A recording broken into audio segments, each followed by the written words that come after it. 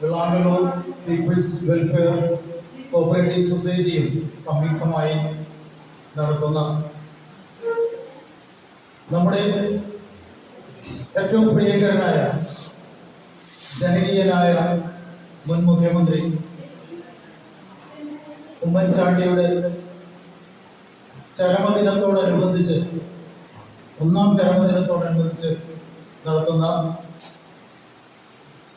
സ്നേഹ സ്മൃതി എന്ന പരിപാടിയുടെയും തുടർന്ന് നടത്തുന്ന സൗജന്യ മെഡിക്കൽ ക്യാമ്പിന്റെയും ഉദ്ഘാടന ചടങ്ങിലാണ് നമ്മളുള്ളത്.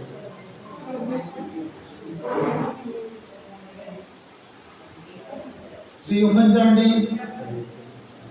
എന്ന കേരളത്തിന്റെ സമുന്നതനായ ജനകീയനായ നേതാവ്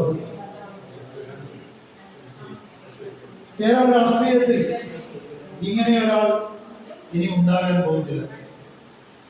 ഇനി അഥവാ ഏതെങ്കിലും ജന്മത്തിൽ ഇങ്ങനെ ഒരാൾ ജനിച്ചാൽ അത് അന്ന് ജീവിച്ചിരിക്കുന്നവരുടെ മഹാഭാഗ്യം, മഹാപുണ്യം എന്ന് കരുതാനേ നമുക്ക് കഴിയും.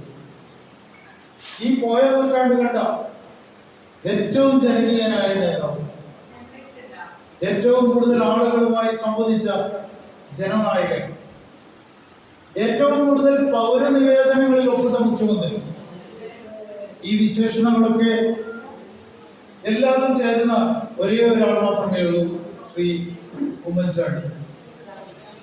ഇനി ഒരു 25 വർഷം കഴിഞ്ഞാൽ നമ്മളിൽ പലരും അന്ന് ജീവിച്ചിരിപ്പുണ്ടാവില്ല.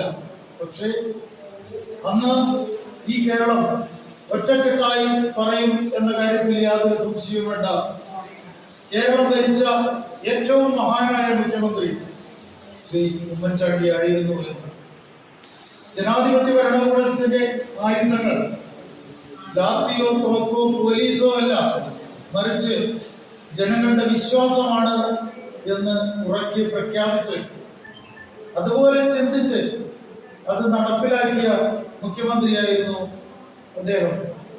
അഗാധമായ മനുഷ്യ സ്നേഹത്താൽ പ്രചോദിതനായാണ് അദ്ദേഹം ജനലക്ഷങ്ങൾ പങ്കെടുത്ത ജനസമ്പർക്ക പരിപാടികൾ സംഘടിപ്പിച്ചത് നമുക്കെല്ലാം അറിയാം. അവിടെ 18-20 മണിക്കൂറുകൾ ഊണും ഉറക്കവുമില്ലാതെ ജനങ്ങൾക്ക് വേണ്ടി അദ്ദേഹം നിന്നതാണ്. ഇത്തരം ഒരു ഭരണപരീക്ഷണം ലോകത്ത് ആദ്യമായിട്ടാണ് നടപ്പിലാക്കിയത് എന്നുള്ളത് കൊണ്ടാണ് ഐക്യരാഷ്ട്രസഭ അദ്ദേഹത്തെ ഗുഡ് ഗവേണൻസിനുള്ള അവാർഡ് നൽകി ആദരിച്ചത്. UN അവാർഡ് വാങ്ങി തിരിച്ചെത്തിയ ഇന്ത്യയിൽ ആദ്യമായി ഒരു മുഖ്യമന്ത്രി UN അവാർഡ് നേടുന്നതാണ്. ആ അവാർഡ് വാങ്ങി തിരിച്ചെത്തിയ അദ്ദേഹം പിന്നീട് നേരിട്ടത് സമാനതകളില്ലാത്ത വേട്ടയാടലുകളാണ് ആയിരുന്നു. നമ്മുടെ സോളാർ കമ്മീഷന്റെ മുന്നിൽ 14 മണിക്കൂർ തുടർച്ചയായി നിൽക്കേണ്ടി വന്നു ആ മുഖ്യമന്ത്രിക്ക്.